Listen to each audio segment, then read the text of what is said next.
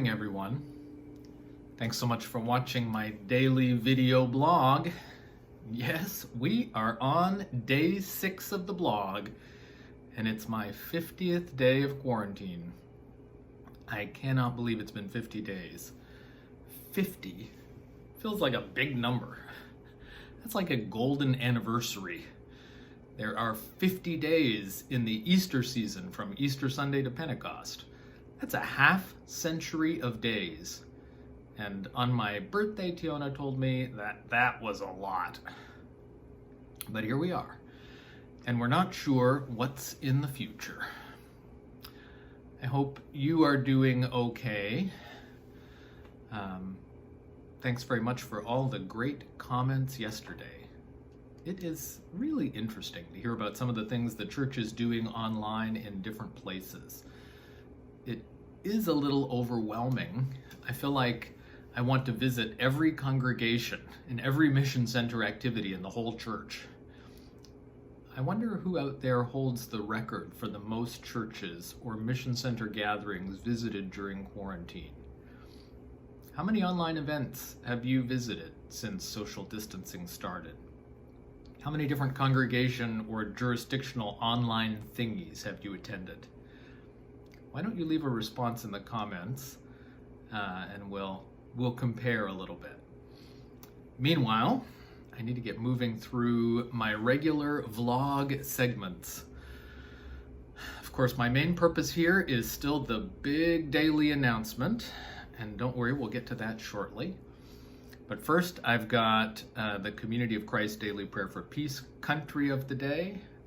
I've got another book recommendation from Tiona. I'll also tell you about a check-in that I had yesterday. I encourage you, while you're on quarantine, to take the time to explore the Community of Christ website. It's a great resource for all sorts of things. And if you go to www.seaofchrist.org and click on calendar, you'll find the Daily Prayer for Peace. I mean, if you just want to know what the country of the day is, you can get that from me. But on the website, you can read a little about a daily spiritual practice, a reading, a scripture, and prayers to go along with the Daily Prayer for Peace. There's even a suggested hymn to sing from Community of Christ Sings. And I don't know what you think, but I thought it would be kind of fun if people started posting little videos of people doing the Daily Prayer for Peace from home. Maybe film a little video of you or your family reading the daily prayer or doing the whole little worship service. You could post it on social media somewhere. And if you do, be sure to tag me and maybe use the hashtag Daily Prayer for Peace. What do you think? Are you up for this little challenge? Today's Daily Prayer for Peace country is Somalia, a place I have never been. Have you? I know there are wonderful people there, and that's because literally everywhere I've been in the world, I have found wonderful people. So if you decide to post a Daily Prayer for Peace video today or soon, well, fabulous. But whether you do or not, remember Somalia, and remember that there's a world out there. The book Tiona is recommending today is The Wishing Spell. It's the first book in the Land of Stories series by Chris Colfer. It was published in 2012 by Little, Brown and Company. Tiona says The Wishing Spell is a book about Alex and Connor Bailey, twins who fall into the fairy tale world after school one day. You know, the kind of stuff twins typically do after school. Okay, I added that part.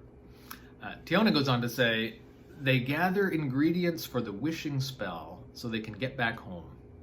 They meet lots of fairy tale characters. I love how the fairy tale characters are portrayed. For example, Red Riding Hood, says Tiona, is a spoiled brat who is a queen and has a crush on Jack. You know, as in Jack and the Beanstalk. Tiona says, I like that the evil queen has a backstory that actually makes her seem good. and also that Snow White forgave her. Tiona says, I like forgiveness.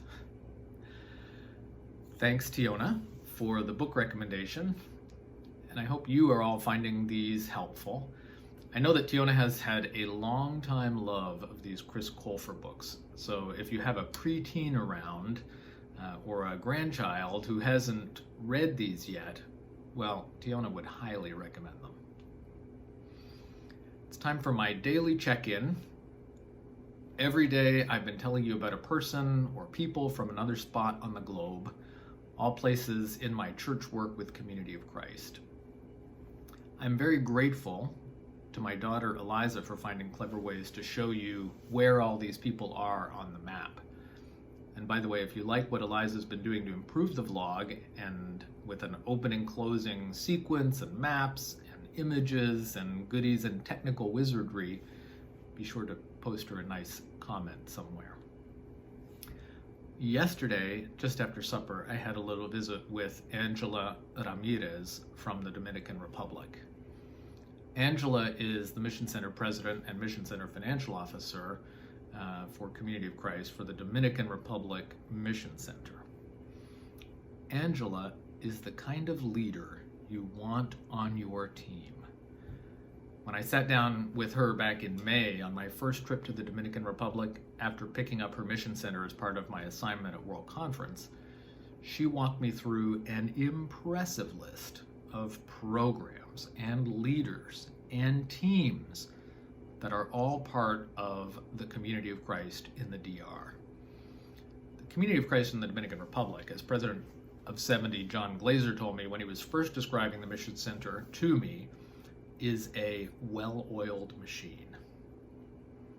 Angela is a well-respected person and leader, well-respected by the people of the Mission Center, whether they're part of the more Hispanic parts of the Mission Center or in the more Haitian expat-based parts.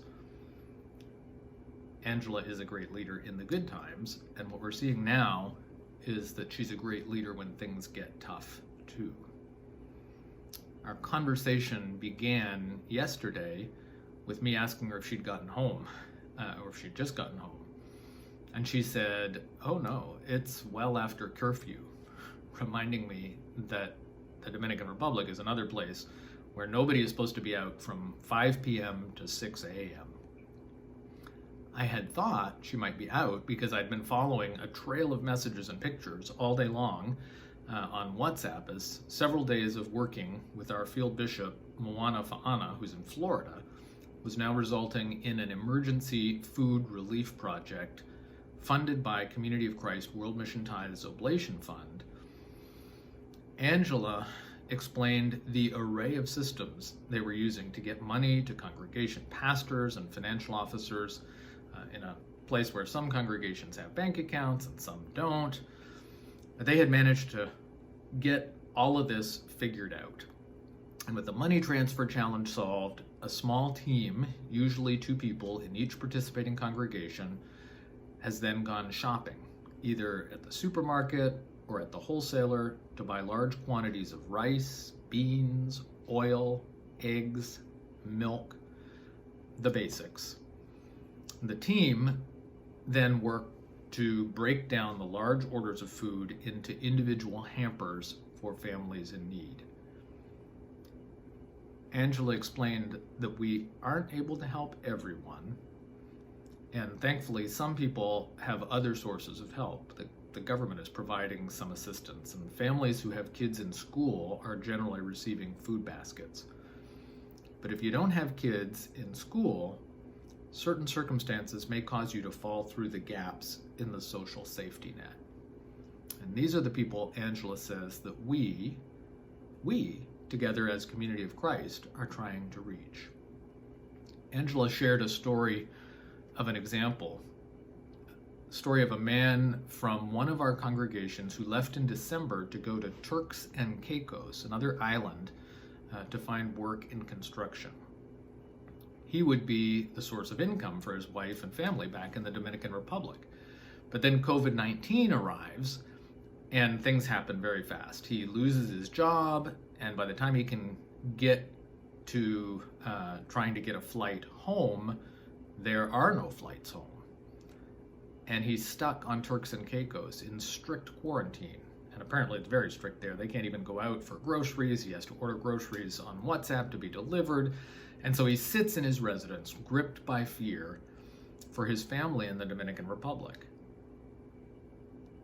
And this is one of the families Angela wants you to know that we've been able to help. Angela forwarded me the voicemail message she had received from this church member stuck in Turks and Caicos. And I sat there after supper last night listening to this sobbing, grateful brother's voice. And I guarantee you, you'd have tears in your eyes. Meanwhile, there are all sorts of church programs ongoing in the Dominican Republic every week via the internet. This is a place where they are all in on online church, even with the limited technology that they have. Angela shared with me videos of kids who have recorded little scripture segments that they've memorized and shared around via WhatsApp, organized by one of our church leaders and grandmothers in the Mission Center. When I talked to Angela on Saturday, she was getting ready to record her sermon for Sunday that would be shared with a number of congregations via social media. This communication and worship is also a vital part of people continuing to encourage each other and support each other in the Mission Center. The Dominican Republic Mission Center also has collaborated with the Mexico-Texas Mission Center, and they put together a weekly Sunday morning Zoom worship service that sometimes has preaching and readings and prayers, sometimes is kind of a prayer and testimony format, and they alternate back and forth between the Dominican Republic and Mexico-Texas Mission Centers leading that. And people are starting to join in from around the church who are Spanish speakers. It does look like the annual family camp that was scheduled for June in the Dominican Republic will be canceled. Whether or not restrictions are eased by then, Angela has been pretty sure that people won't have the money to spend on camp. Not until the tourists come back and businesses get going again. Please remember Angela and the Dominican Republic Mission Center in your prayers. Well, are you ready for our big announcement? Like I say every day, I've done the research, so you don't have to. I've consulted a team of experts. Yes, I mean my wife Laura, but she has the authority of a team of experts. Okay, so here it is, today's big announcement. Da da da da da da da da da da da da da da da. Now in this moment, now in this day, but the question is, what day is today? Wait for it. Today is Tuesday. Yay, Tuesday. Tuesday, yes, like Taco Tuesday, right? Cheap Tuesday at the movies. Oh yeah, we don't have those things anymore. But Eliza does tell me that it's now Takeout Tuesday. So you might want to take advantage of that. And of course, in recent years, we've also had Giving Tuesday. And I was thinking this morning, if you can, or if you're able to make an extra contribution to Community of Christ World Mission Tithes, and really, no guilt here. I know that people are in all sorts of different situations right now. But if you want to help Angela and other church leaders, and you're able, to help Angela and other church leaders like her trying to get food to those who are truly desperate, we could start a new Tuesday tradition. I'll put a link to some ways to do that in the description. Okay, well, I'm not going to keep you much longer than that. I'm hoping to be back again tomorrow with another What Day Is Today video blog. If we do make it to tomorrow, we'll celebrate one whole week at What Day Is Today.